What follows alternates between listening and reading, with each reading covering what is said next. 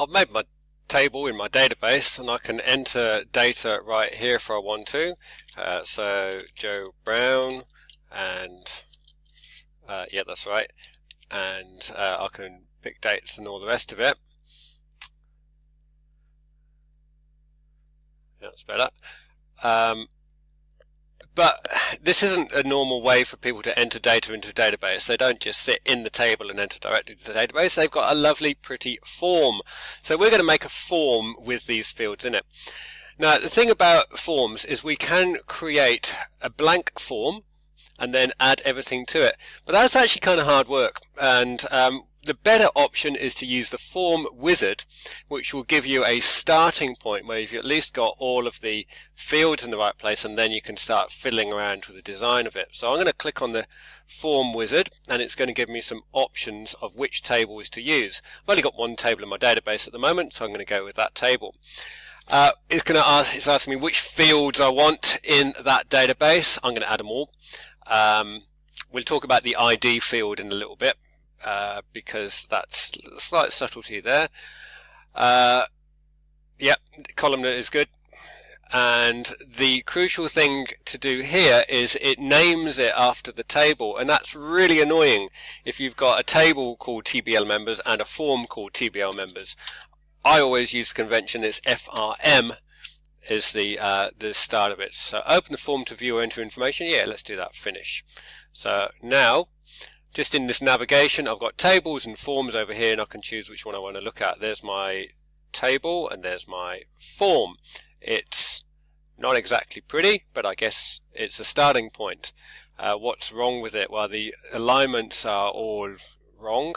This ID, this is our primary key. This is what uniquely identifies this record.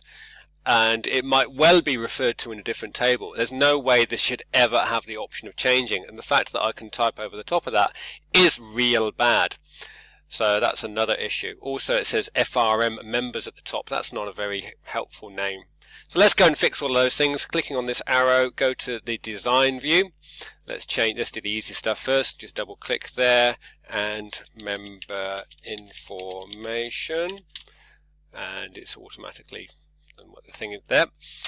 Now these fields, when I click on them, it gives me options over here which relate to all kinds of stuff. The only one that I'm actually interested in right now is this says enabled, and I'm going to say no to enabled, because what that will mean is it will still display the ID, and the ID could be a useful piece of information for the person using the database, but it won't allow me to edit that. What else should I change? I'm just going to resize these fields. I've highlighted all of them. Control Z, dang it. Let's try that again. Yeah, that looks prettier. I'm also going to create a bit more space. I could put all kinds of things up here. This is the form editing kind of toolbar thing, so if I wanted to put in a pretty picture, I could just click on the pretty picture and then drag and all of that lot, but I'm not going to. I'm going to cancel out of that. What I am going to do is put a button or two on here. Buttons are nice, so if I do a button and then click and drag, and I'm going to do some record navigation, because at the moment that isn't very easy. So I'm going to do I'm going to go to next record. Next is going to have a pretty picture. It's going to look like an arrow like that. That's good. I like that. Text next record, we're not using that. And I'm going to give it a name as well. Command 13 isn't very helpful. I'm going to call it CMD next. I'll do finish. I've got a nice button. Let's put another one on for the other direction. So again, select the button thing, and it's going to go to previous, next, go to previous, and it's going to be CMD previous. You might think that it's a bit unnecessary naming things because you don't actually use the name very much, but my experience is if you don't name things well, you end up regretting it. So let's just move that over there, and we could realign things a little bit more if we wanted to. You'll notice how the form, the entry field and the label are often stuck together. You can move them separately if you wanted to, just by using that handle on the top corner there. So that's the absolute bare bone basics of making a form. So we'll save that, save it, and go back to our form view and check that it works. So yeah, we've got Simon Smith, and there isn't a record before that, so go to the next one. There was a record, wasn't there? What happened to Joe Brown? I don't even know. Let's make a new record, shall we? This will be blogs. There's always a blogs in these databases. His given name was Joe, strangely.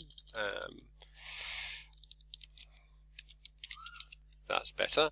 And a date of birth, it gives me a nice little date picker again. I'm not going to put in addresses. And there's no save here, of course, because it's a database. It's written automatically to the database.